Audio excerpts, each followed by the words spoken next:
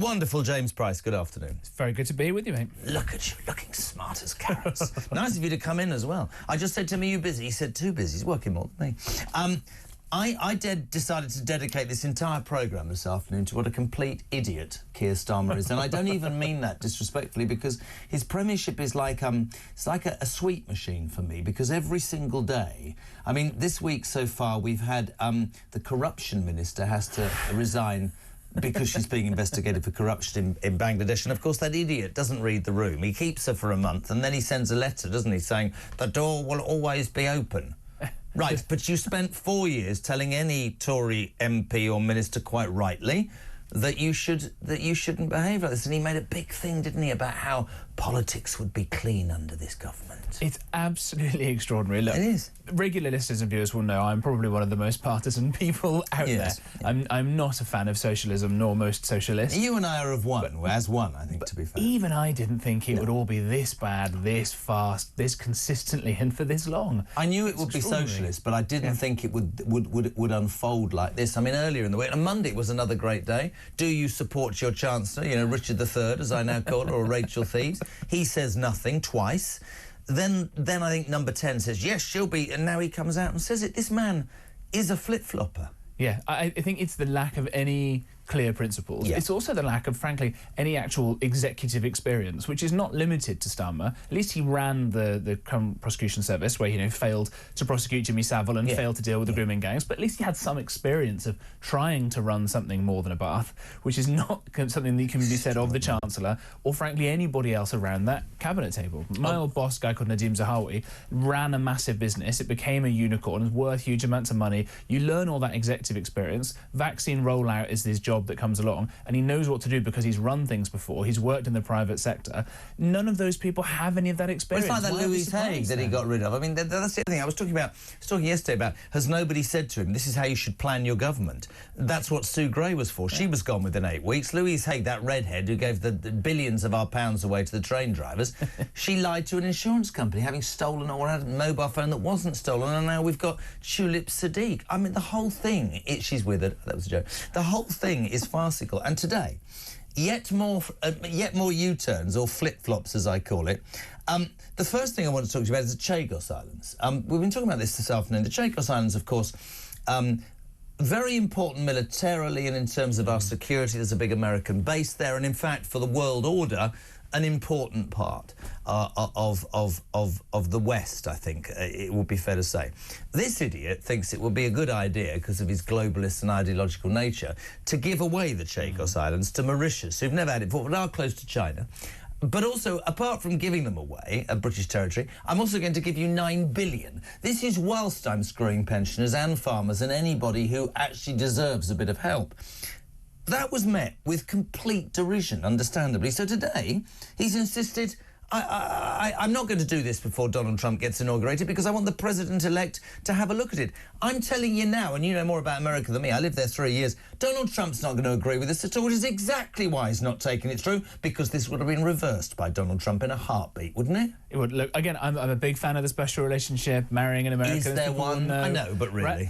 But even I don't think it's probably a good idea that we should have to rely on Donald Trump caring more about the United Kingdom than the Prime Minister of the United Kingdom honestly does. It is absolutely extraordinary. And then he sends one of his envoys off, does two-tier Keir, free-gear Keir, whatever we call him these days. Granny Harmer. Who said, yeah, that's right, and the farmer Harmer Starmer. No, right? Granny Embalmer is what somebody said yesterday, which is terrible, isn't it? So Farmer many of Harmer, these Granny Embalmer, yeah. He sends his envoy off there, who, when is asked about this, says, we're actually losing more land to soil erosion on the coast than we are for this. Why are you worrying about it? It's very far away from everywhere. Is that idiot? Is that idiot Lammy who said? No, Pole who said this. Well, Lammy went. Well, actually, I think the green crisis is more important, net zero, than what's going on in the Middle East. These people are idiots. Right. Well, there's the idiocy element of it, which is bad enough. There's the corruption element of it, which we've seen with the anti-corruption minister having to resign resigned because of her corruption, which, by the way, was known for so long already, right? And a nasty piece of work in lots of ways. She was asked questions by a pregnant journalist,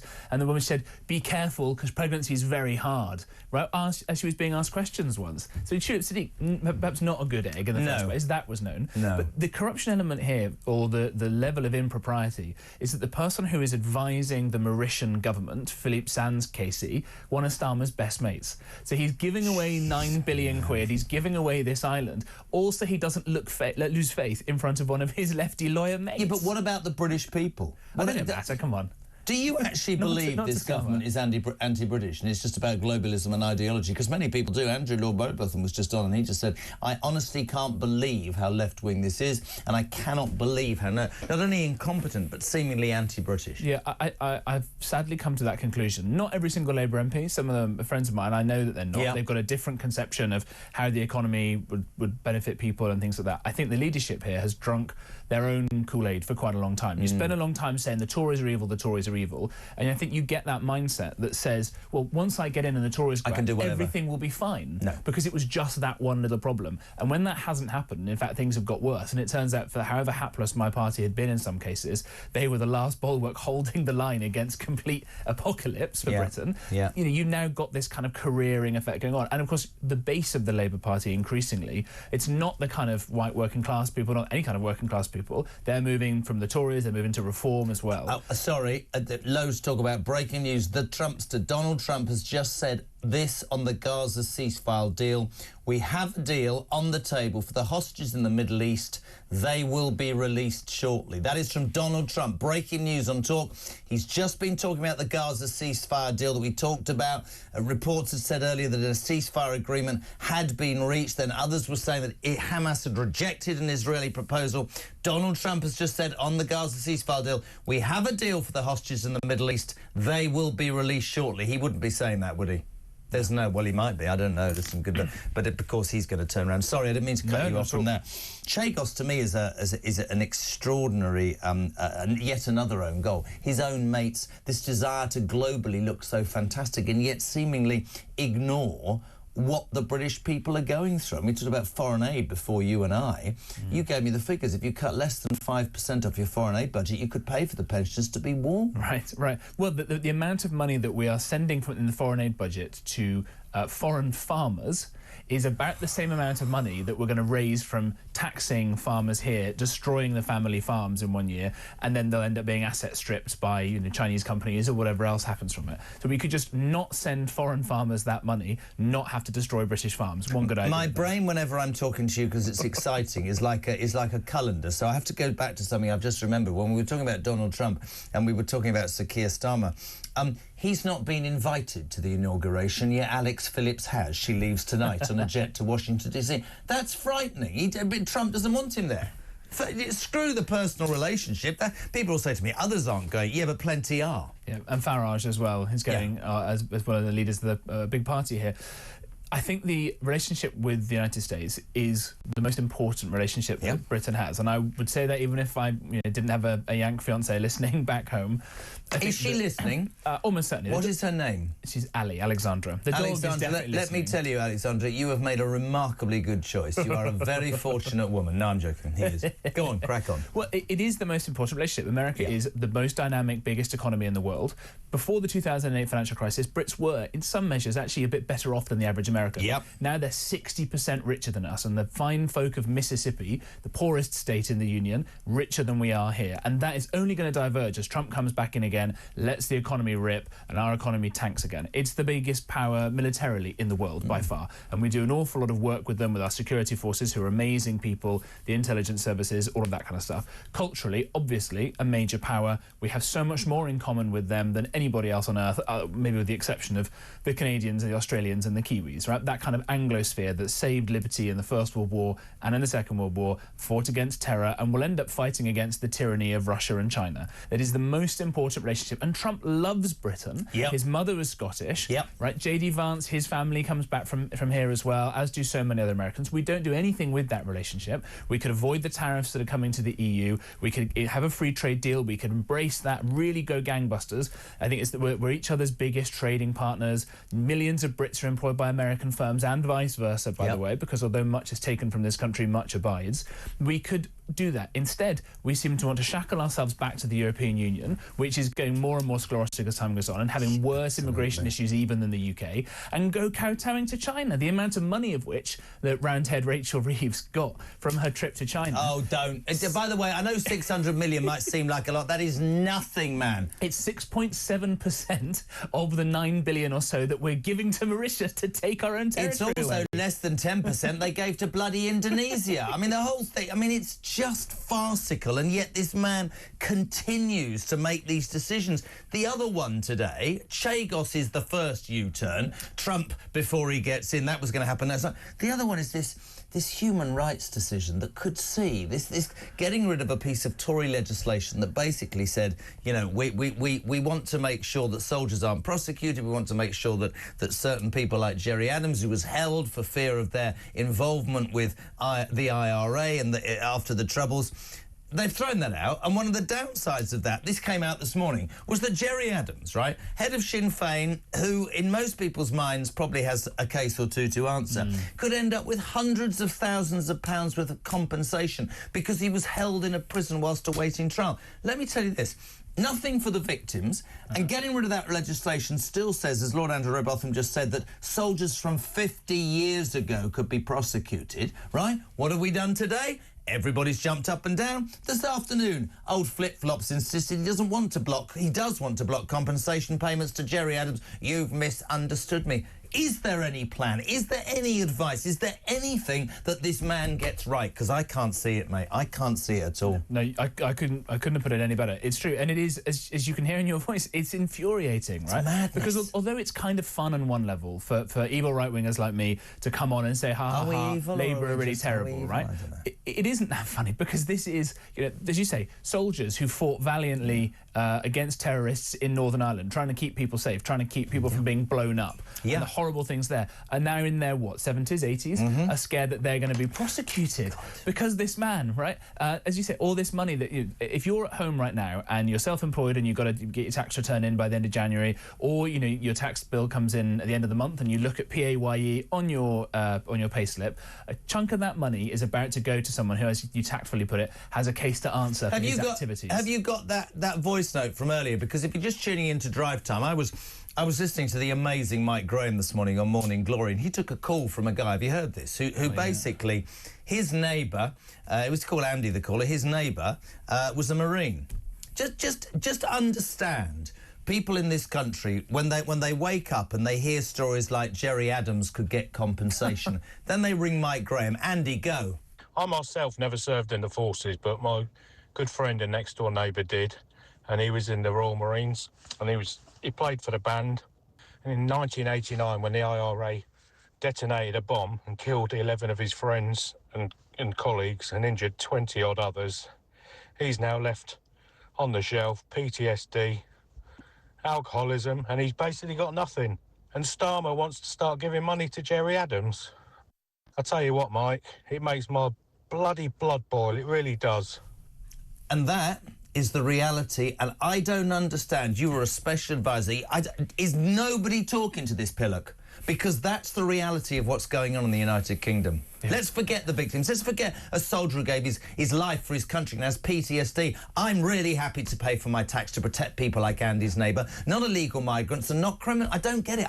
We get it wrong, James. I think that Dominic Cummings, Boris's former advisor, puts this very well, that once you get into Westminster, too much of the setup, I'm trying to diagnose why it is exactly that they get like this. Too much of the feedback mechanisms that these guys get is geared towards the wrong things, right? They want the lefty journalists in the newspapers they read to say they're doing a very good, moral, principled thing. Why? They're not even skewing towards trying to get re-elected. You would think at the very least, even if they didn't care about the national interest, an MP and someone like PM Starmer, his main focus is to at least try and get re-elected. That's not even what they're actually gearing their activity towards. It's just doing what the lefty lawyers and the journalists and things like that say. To look good to the right sort of people, right? Not the hoi polloi, not the rest of us. Whereas the rest of the world, if you think of Trump and the fact Trudeau and his ridiculousness is going to disappear, and you think think about how Europe is looking to the right, is going, do you know what? We're not paying lip service to these snowflake idiots. Right. We're going to do... I played a text. I talked about a text the other day. I talked about it this morning. I talked about it this afternoon on the show.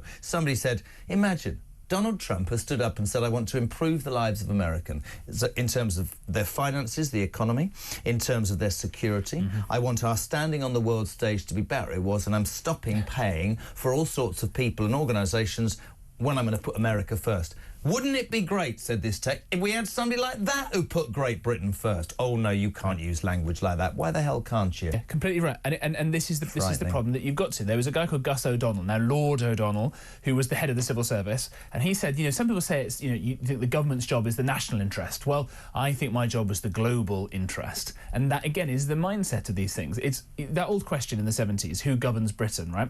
I think the question we should ask today is, in whose interest is Britain being governed? Right? Because it's not the survivors of the rape gangs. It seems to be the rapists themselves, and it seems to be the community cohesion. Oh, well, we don't want upset culture. We don't want arguments, do we? Yeah, we do, because kids are being raped. Right. Yeah. It's not the people who work hard and pay their taxes. It's those who scrounge and sponge. It's not the people who've invested all their lives here and have got deep roots here, whatever colour of your skin, whatever, you know, any of that stuff. No, it's the people who've arrived 5 minutes ago who are pretending that they are various things they're not, because charities have told them to say that so they can stay here and be given benefits. You know, whose interest is this country being governed in? At the moment, it is a bunch of fancy lefty lawyer types that Starmer wants to make sure he gets invited to their parties and look good in. But you know, I tell you what, I'm really interested by you saying, and I'm not going to break yet. I'm very interested in you saying to me, and I quote, they don't care about being re-elected. I said it with the winter fuel allowance cut, because for me that's the poll tax moment. I think the farming thing is ludicrous. Yep. I think that almost as every day goes by, this government is showing itself not that they will ever be... I mean, the good thing from this is, for the next 4.5 years, if we've got this, they won't be elected for 20 years. Correct. But I want to take you on. There's two other things, just very quickly. The BBC... Watch JP's face.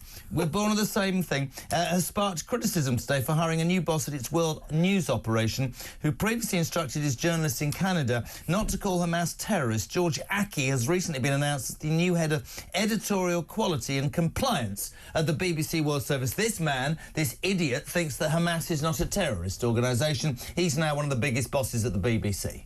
Hamas is a terrorist organisation, and it needs to be said over and over again. A proxy terrorist organisation funded by the mad mullahs in Tehran. Fact. If you think that that is not a terrorist organisation, that they went in and killed a bunch of innocent people just who happened to be Jewish, and just for the crime of being Jewish, and raped them and killed babies and burned them alive and butchered them and all these terrible things, my goodness, what do you think a terrorist organisation does look like? It's evil, and it's one of those things that you would assume is a kind of satirical joke that was rejected for being too on the nose, but it's real. If they're not terrorists, then who on earth are? Just more breaking news. According to reports, I've said this before, Donald Trump has said on the Gaza ceasefire deal, we have a deal for the hostages in the Middle East. They will be released shortly. Israel has just said, this is really important breaking news, Jay, its government will vote on the Gaza deal tomorrow. That's from an Israeli government official. So there presumably is a deal on the table tomorrow, Thursday. Benjamin Netanyahu's government will vote on whether to accept that Gaza peace deal. Hamas, we haven't heard. 1 minute it was yes, 1 minute it was no. Just bear in mind that Trump said to Hamas, if not each and every one of those hostages is back home by next Monday, the gates of hell will open. Yeah. I mean, frightening. But that is the only way to deal with these people, right? Whether it's the way I couldn't understand how you'd be sitting having a conversation with terrorists. Why would you be negotiating with terrorists? Right. Kill them all. Right. The only thing is because they're still sat hiding away in their bunkers like cowards, holding guns to the heads of young kids that they've kidnapped, right, and babies and things like that they've smuggled down into those terror networks. It's the same thing with criminals here in the UK. It's the same thing with anything. If you don't treat these people with impunity, with force, they won't care, they won't understand it. And let's not forget, there were no major wars in Donald Trump's first term because people were too cowed to do anything about it. There you go. Biden comes in and says, oh, it's all going to be fine, we'll take our foot off Iran's neck, we'll make it with lots of peace and all the rest of it. Putin invades Ukraine, Hamas do this evil activity, China's getting more and more bellicose against Taiwan. You've got to hope Trump comes in now and people will be so scared that he will unleash hell on all of them, that there will be peace in our time. Interesting. Sorry, you've come at the right time. So Israel says its government will vote on the Gaza deal tomorrow. According to more reports, just in Breaking on Talk, the deal requires 33 hostages to be released in the first 6-week phase, with at least 3 hostages freed every week in that period as well. Do we know the number of hostages that are still there? Do we have that exact number? We're going to double-check that. Trump is making a difference. I don't care what anybody says. He's making a difference. The Chagos Islands is making a difference. 94 hostages, just bringing that to 33 under this plan of these poor people who have been in captivity for 16 months. We released in the first 6-week phase, with at least 3 Israeli hostages freed every week in that period. That is on the table. The government in Israel will vote on that tomorrow. We're still to hear from Hamas. Can I just finish in... I know we need to go to break, but can I finish with one thing? You used the phrase "my party," unashamedly a Tory. You're very honest about what had happened. That opinion poll this week had the Tories in 3rd place. We've had very little from Kemi Badenoch. I'm told it's because she's trying to get the party organised and where the mistakes were.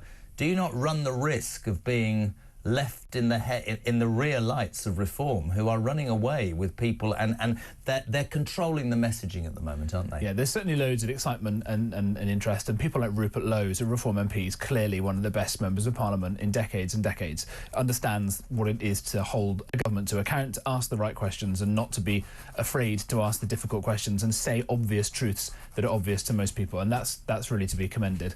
I think if you look at those polls at the moment, you would see, if there were a general election tomorrow, there would have to be a Reform Conservative alliance, either before, a non-aggression pact before, or a coalition afterwards, to get rid of this Starmer government. And actually, in some ways... But I think right now, I don't think that would be led by the Tories, and I'm being completely serious. That's just maybe. But I think Reform have a good shot in places like Wales and in the North East, and the Tories could go and take back a load of rural seats, people regretting very instantly in those places. I'll tell you what, mate, we love having you on. You're welcome any time. You know that.